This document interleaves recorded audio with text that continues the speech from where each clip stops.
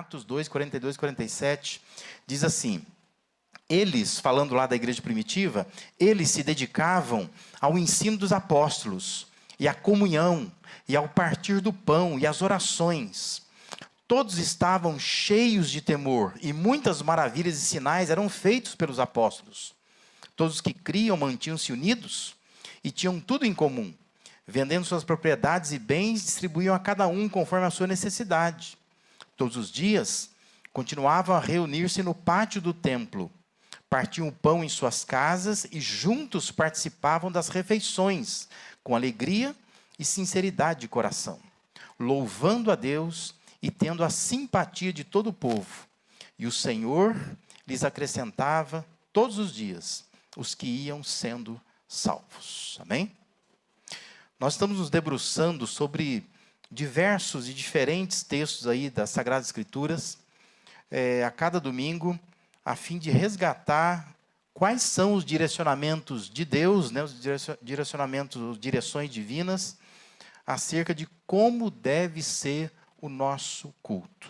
Eu quero recordar, né, e eu quero reforçar o que nós já estamos falando aqui, né, que o culto, ele deve ser para Deus, ou seja, o culto, ele é objetivo, ele não é subjetivo.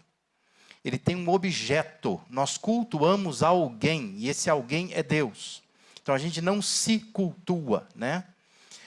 Culto, você só curte lá no YouTube, né? Ali você curte, né? No Facebook, no Instagram, você pode dar uma curtida lá. Mas quando a gente fala de culto, na realidade, aqui, né, na vivência da igreja, você não vem curtir um culto. Você vem prestar um culto a Deus. Porque o culto, ele tem que ser objetivo, ele tem um objeto. Eu estou cultuando a quem? A Deus. E não a mim mesmo, não para nos satisfazer. E nós temos aprendido também que o culto é de um povo para Deus. Ou seja, o culto envolve um povo. Ele é comunitário.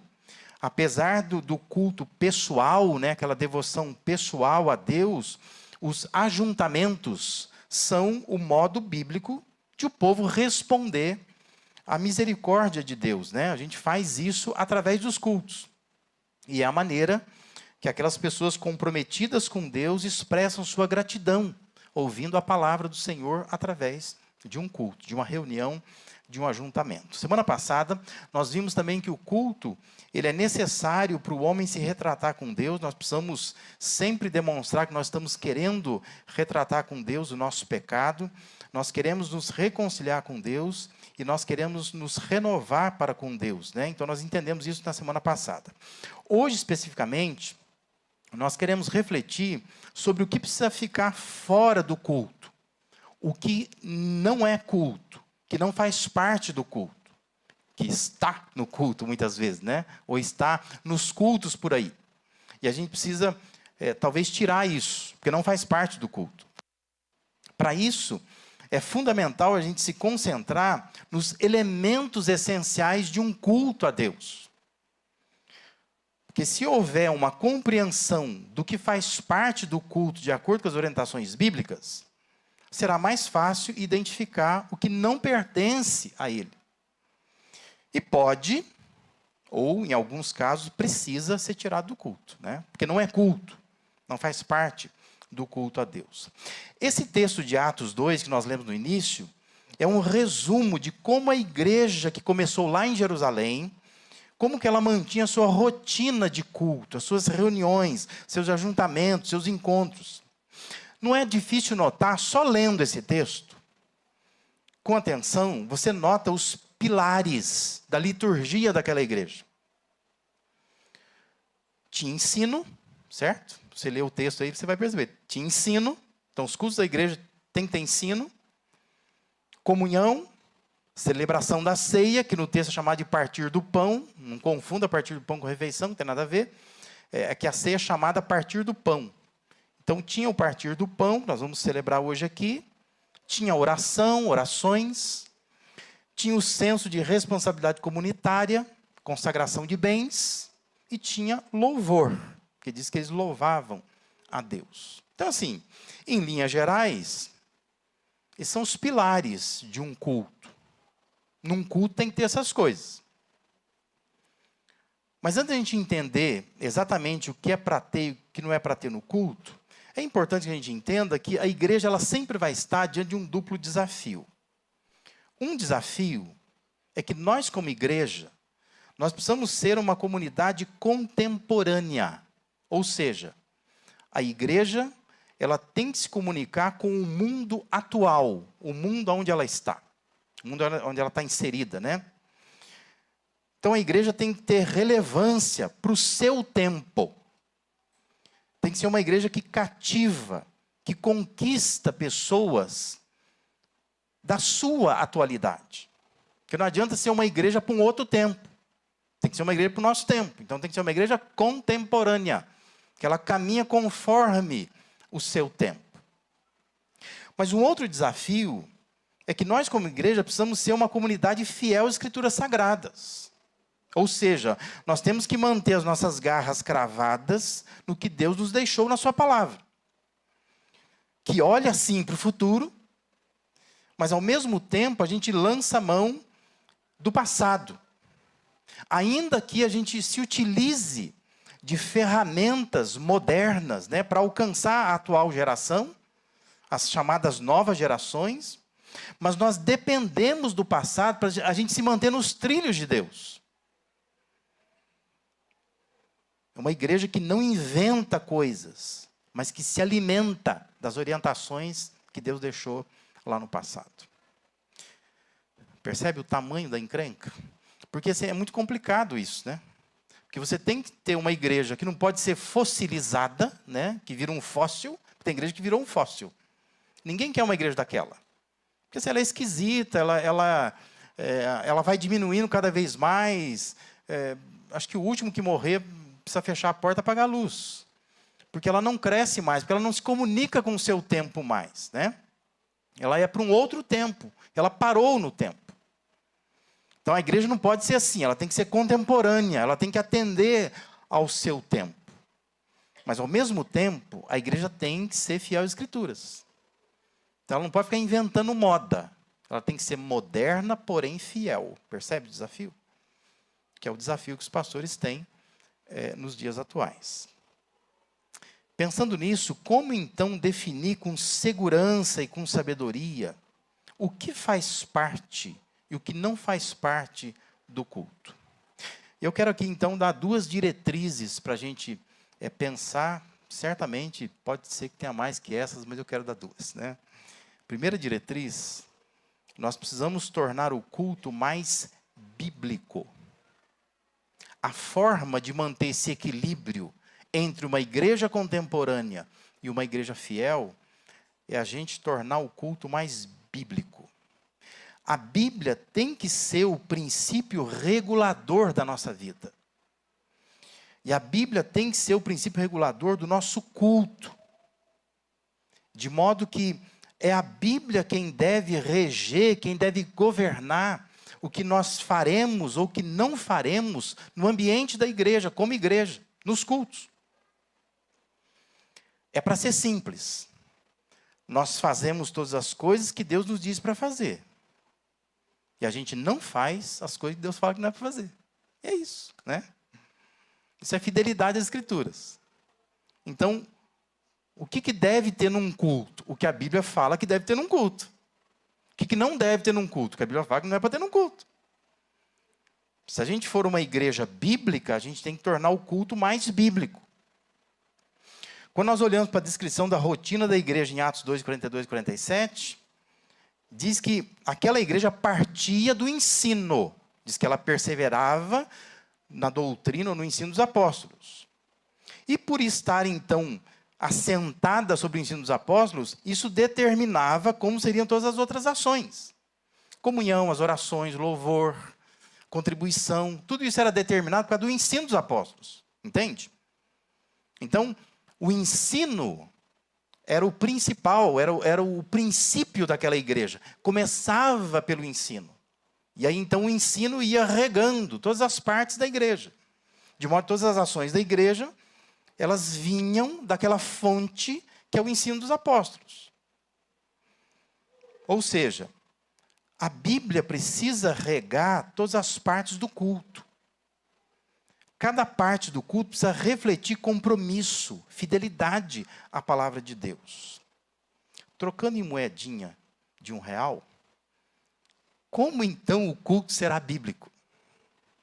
O culto será bíblico se nós, no culto, lermos a Bíblia. Você não pode ter um culto que não se leia a Bíblia. Você vai falar assim, mas todo culto se lê a Bíblia. Eu não vou gastar muito tempo contando testemunhos meus. Mas eu já estive em igreja onde do início ao fim não se leu a Bíblia.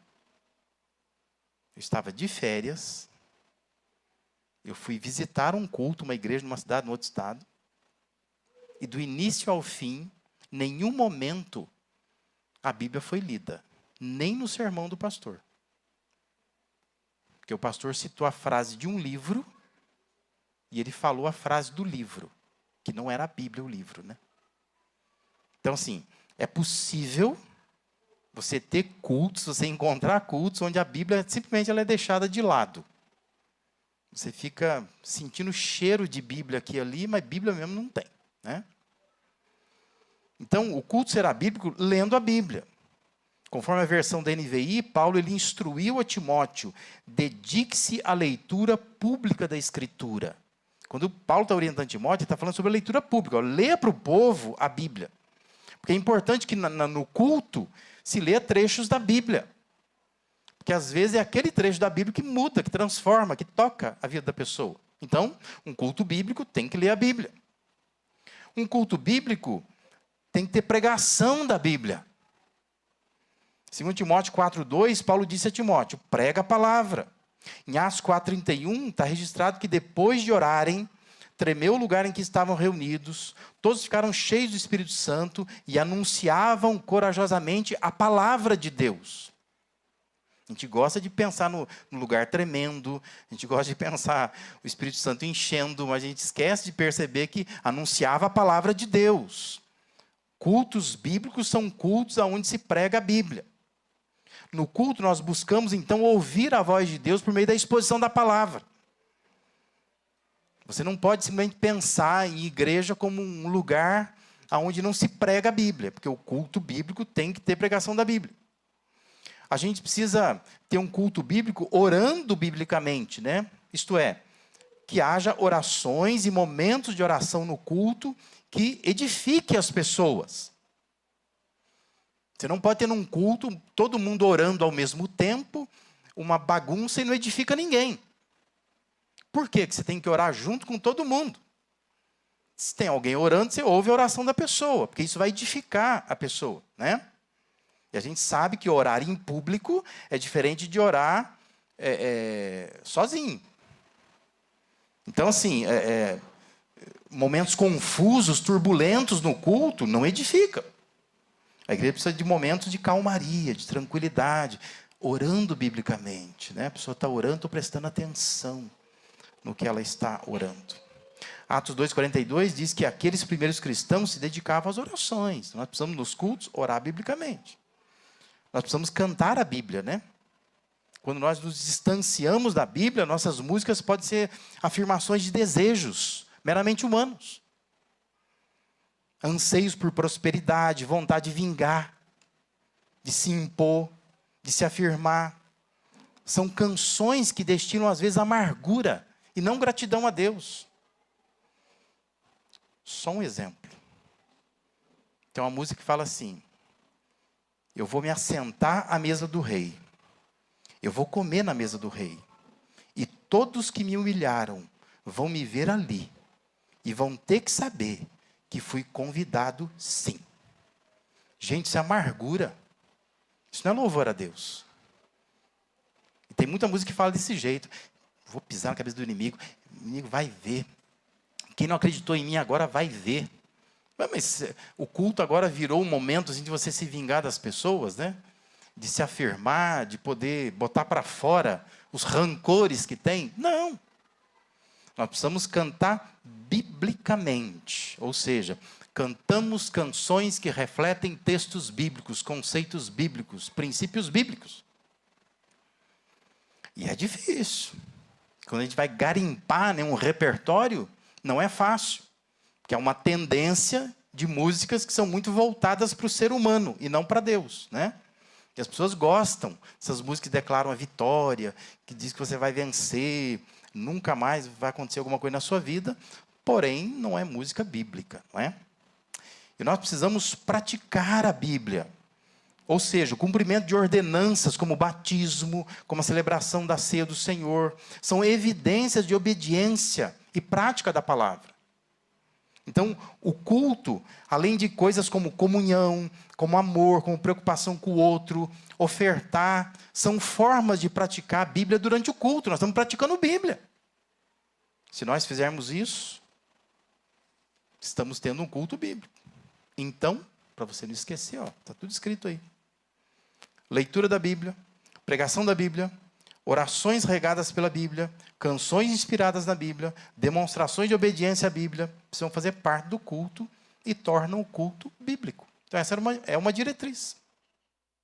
Como é que nós vamos ter uma igreja contemporânea, porém uma igreja fiel às Escrituras? Um culto bíblico. Então nós vamos fazer da Bíblia o que vai nos instruir por todo o culto. Não faremos nada fora da Bíblia. Então nós precisamos ler a Bíblia no culto, nós precisamos pregar a Bíblia no culto, nós precisamos cantar a Bíblia no culto, precisamos orar a Bíblia no culto, precisamos praticar a Bíblia no culto. Pronto. Né? Assim teremos um culto bíblico. Uma segunda diretriz que nós precisamos seguir, né, para ser uma igreja contemporânea e fiel, é tornar o culto mais teocêntrico, ou se preferir, cristocêntrico. Mas deixa eu explicar o que é isso, né? Divide as duas palavras, né? Teo vem de Deus, né? E cêntrico vem do centro, ou seja, Deus precisa ser o centro do culto. O nosso culto precisa ser teocêntrico ou cristocêntrico. Deus tem que estar na nossa mira, no centro. É a Ele que nós cultuamos. Lá em Deuteronômio 12, após várias orientações, prescrições divinas sobre a forma como Israel deveria cultuar a Deus, né, nós encontramos a seguinte orientação. Isso é Deuteronômio 12, 31 e 32. Não adore ao Senhor, ao seu Deus, como fazem essas nações. Porque ao adorarem os seus deuses, elas fazem todo tipo de coisas repugnantes, que o Senhor odeia, como queimar seus filhos e filhas no fogo, em sacrifício aos seus deuses. Apliquem-se a fazer tudo o que eu lhes ordeno. E olha o que diz assim, não lhe acrescentem, nem lhe tirem coisa alguma. Não inventa. Né? Culto, você não pode inventar. Presta um culto a Deus e não fique imitando outras igrejas, outros movimentos, né, para parecer outra coisa. Não só porque está na moda, porque vai encher a igreja, sei lá, né, qual a motivação que se tem nesses casos. Mas o culto ele é para Deus, ele precisa satisfazer as exigências de Deus. Por isso o culto tem que ser centrado em Deus e não no homem, precisa ser teocêntrico, não antropocêntrico. Porque nós não podemos estar na mira, não é para nós o culto, é para Deus. Então, tem que ser centrado em Deus. Observe que a igreja descrita em Atos, ela era governada por Deus. E isso se dava na prática pela perseverança no ensino dos apóstolos, né? Estavam seguindo os ensinos de Deus. As pessoas temiam a Deus, elas viam maravilhas e sinais de Deus sendo operados por meio daqueles homens, dos apóstolos. Eram altruístas, não eram egoístas. A igreja louvava a Deus. E diz que o próprio Senhor que lhes acrescentava a cada dia os que deveriam ser salvos. Ou seja, era uma igreja de Deus. Comandada, regida por Deus. Então nós precisamos, se queremos ser uma igreja que seja contemporânea, que conversa com o nosso tempo, mas fiel às Escrituras, precisamos tornar o nosso culto bíblico, precisamos tornar o nosso culto teocêntrico. Deus é o centro do culto. Aquela igreja estava reunida em torno da pessoa de Deus. Por isso que eles se uniam, se ajudavam. Eles queriam estar juntos sempre. Por quê? Porque Deus era o centro. Deus era o centro daquela igreja. Significa que deve haver um esforço para tirar o homem do centro do culto. Tem que ter um esforço. Porque esse espaço é de Deus. E homem nenhum deve ousar tirar uma glória que pertence a Deus. Entendendo isso, não faz parte do culto, e eu vou colocar aqui 4 es, para ficar facinho de você guardar. Não faz parte do culto egoísmo. Ou seja, buscar no culto satisfazer o seu ego. Não deve fazer parte do culto. Culto bíblico, teocêntrico, é um culto onde as pessoas não se exigem que se faça as suas vontades. Você já imaginou? Se cada um de nós, a cada culto, a gente quer fazer a nossa vontade, ou não vamos parar, né? Como é que fica? Se todo culto nós vamos ter que fazer uma consulta durante a semana, como é que você quer que seja o culto domingo? Eu estou com uma vontade de cantar aquela música. Estou com uma vontade assim, de ouvir uma mensagem, mas não essa chapuletada que o pastor dá. Eu queria uma coisa mais, sabe, um carinho de Deus, assim, para o meu coração. Já imaginou? Como é que a gente faz um culto agradando todo mundo? Não tem como. Tem que estar fora do culto egoísmo. A gente não vem para o culto para satisfazer a nós mesmos. Então, egoísmo, fora. Não faz parte do culto. Não faz parte do culto exibicionismo. Sabe? A pessoa que quer se exibir no culto. Culto não é lugar de entrevista. Não é para chamar a pessoa na frente e fazer entrevista com ela. Saber quem ela é, o que ela faz, né? Vai casar com quem. Não é lugar para se exibir. Culto não é lugar de testemunhos desnecessários. Só para exibir, só para se mostrar. Culto não é lugar de humor exagerado. E tem gente que vem para o culto para fazer graça. Pastor que transformou a pregação numa piada. Um talk show, né? Ele quer fazer graça. Mas culto não é lugar para isso. Culto também não é lugar de avisos para autopromoção. Aliás, aviso nem é culto, tá? A gente aproveita o culto e dá aviso a algumas coisas, mas aviso não é culto. Tem gente que acha que o culto, se não tiver aviso, parece que faltou alguma coisa. Faltou nada, né? Aviso você dá pelo WhatsApp, pelo Facebook, Instagram, liga para a pessoa. Tem outras formas, né? Mas a igreja que ocupa um tempo enorme com os avisos. Você avisa o que vai acontecer, aí domingo seguinte você avisa o que aconteceu. Por exemplo, não é muito aviso, né? Mas já avisou o que ia acontecer. Agora tem que avisar o que aconteceu. E aí toma-se um tempo do culto. E muitas vezes é uma exibição, né? De mostrar quem foi, quem não foi, quem fez, quem não fez, né? Mas culto não é lugar de exibicionismo, não é para se exibir, né? É para a gente chamar a atenção para nós, porque ele tem que ser teocêntrico. Culto não é lugar de exorcismo e nem de esoterismo. Culto é para Deus e não para abrir espaço para demônios, para impressionar as pessoas. Vai dizer, mas pastor, mas se aparecer um demônio aqui, tira ele, ué, né? Para que tem pastor Timóteo, pastor Josué, presbítero? Pega, tira, vai orar por ele em outro lugar. Não vou parar o culto por causa de um demônio, de jeito nenhum. Não se para culto por causa de demônio. Porque culto é para Deus. Então nós cultuamos a Deus. Não é lugar de ficar expulsando demônio, demonstrações de poder. Isso é totalmente estranho à Bíblia, né? Mas isso tem trazido muitas vezes, tem sido trazido para os cultos. Cultos que são esotéricos, na verdade, né? Coisa esquisita, apaga a luz, acende uma luz de uma outra cor, vai para lá, vai para cá. E fica mexendo com a gente, né? É uma coisa meio esotérica, quer levar a gente para um outro lugar, que não sabe onde é, né? Aliás, tem música que fala isso, né? Levar a gente para o lugar secreto da adoração, ninguém sabe onde é, mas tem que levar, é um lugar secreto. Tem um lugar secreto por aí que tem que se chegar lá. Culto também não faz parte do culto emocionalismo. No culto não se manipula o coração das pessoas em nome de Deus. Não é para fazer a pessoa tomar decisões precipitadas, votos impensados. Culto não é lugar para isso.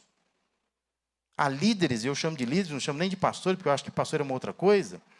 Mas tem líderes que estão usando técnicas de psicanálise, técnicas da neurociência, para manipular o pensamento das pessoas. Culto tem que ser uma experiência consciente de buscar a Deus e encontrar Deus. É para saber o que está fazendo e não se perder no que está fazendo. Culto não é lugar de ficar girando, que agora é moda, né? A pessoa gira no culto. Começa a girar, girar, girar, girar. Se eu der 2 giros, eu caio. Se você tem labirintite, né? 2 giradas você cai. Mas é um tal assim, de trazer para o culto essas coisas esquisitas. E é muito emocionalismo, muito emocionalismo. Eu já estive em igrejas que se gasta 20, 25 minutos fazendo apelo financeiro. E a maquininha de cartão para lá, para cá, e não sei o quê, porque Deus está me falando que não sei quantas pessoas têm que dar tantos. Mas se Deus está falando, fala com ela de uma vez. Vai lá e fala, Deus falou, marca no final do culto, faz uma filinha, dá a senha na mão da pessoa, passa o cartão. Agora, na hora do culto, é uma manipulação da emoção. Aquela coisa, né, que não para nunca, não acaba nunca. Né? Então, você fala, eu vou dar então, porque é tanto apelo que vai irritando a gente. Mas não faz parte do culto isso. Mas em outra ocasião nós vamos falar sobre o papel da emoção no culto. Não estou dizendo aqui que não tem que ter emoção nenhuma no culto. Mas estou falando aqui do emocionalismo. Esse exagero da emoção e essa manipulação da emoção. A pessoa vai e ela quer chegar em algum lugar para te levar em algum lugar que ela quer que você chegue, né? Mas que você mesmo talvez nem quisesse tanto assim. O culto, então, ele é para Deus. E precisa manter a atenção do povo em Deus, não em homens. É para nutrir a nossa relação com Deus e não para nos distrair. A gente não vem no culto para distrair. O culto não pode ter o mesmo efeito se você fosse na academia, por exemplo. Né? Nossa, me fez tão bem como se eu fosse na academia. Nem vou na academia amanhã. O culto não é para isso. Não é para você se espernear lá e suar e sair de uma forma e falar, nossa, parece que eu arranquei os negócios de mim, né? Mas se você pode arrancar na academia, vai na academia, né? Na caminhada, na corrida. Mas a igreja não tem esse papel, não é para isso. A igreja, nós estamos cultuando a Deus de forma bíblica, onde Deus é o centro. O homem é apenas ferramenta, instrumento de Deus para isso. Então, como igreja, antes da gente participar desse momento da ceia, que é tão importante para nós, vamos nos esforçar para sermos bíblicos. Vamos ter a palavra de Deus como nossa orientadora. Deixe que a palavra de Deus oriente nossas reuniões, nossos cultos, nossas ações. E vamos nos esforçar para sermos teocêntricos. Fazer com que Deus seja o centro do nosso culto. Se cada um de nós chegar e a gente se esvaziar, Deus, estamos aqui por tua causa. Fala com a gente. Deus vai se manifestar no nosso meio com certeza. Que Deus nos abençoe. Que nesse esforço de ser uma igreja contemporânea, mais fiel, a gente consiga ter sucesso. Sendo bíblicos, sendo teocêntricos. Se nós fizermos isso, com certeza, fará diferença. Na minha vida, na sua vida, na vida de pessoas que vão se chegar aqui. E nós vamos nos manter de consciência tranquila. Que nós estamos simplesmente servindo a Deus em simplicidade, de forma saudável. Para que Deus seja, sobretudo, glorificado em nosso meio. Amém?